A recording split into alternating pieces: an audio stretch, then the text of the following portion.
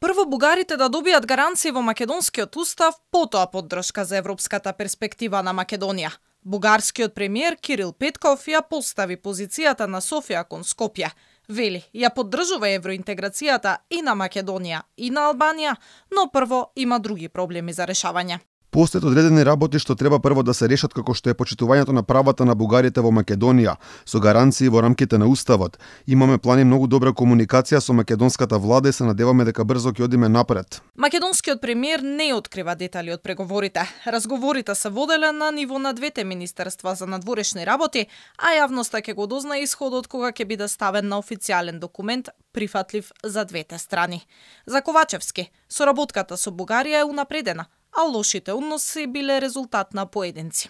Кога ќе има одредени резултати, односно документ кој што е прифатлив за двете страни, тој ќе биде споделен и со институциите и со јавноста.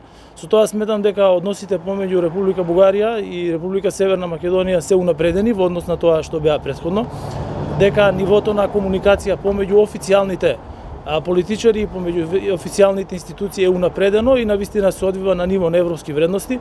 Меѓутоа секогаш постојат помали маргинализирани поединци и групи кои што сакаат тие односи да ги направат полоши и чија што политичка агенда единствено се заснова на лоши односи помеѓу соседите. Минатата недела од Европа ни стигна добра волја, а за датум за преговори ќе се разговара откако ќе се решат билатералните прашања со Бугарија, порача од Скопје подпредседателот на Европската комисија Жозеп Борел. Со надеж дека ќе добиеме датум. Досега го сменивме името во рамки на Преспанскиот договор. Беше потпишан договорот за добро соседство со Бугарија, а новата порака од Софија сега ја отвора дилемата дали ќе се отвори и македонскиот устав.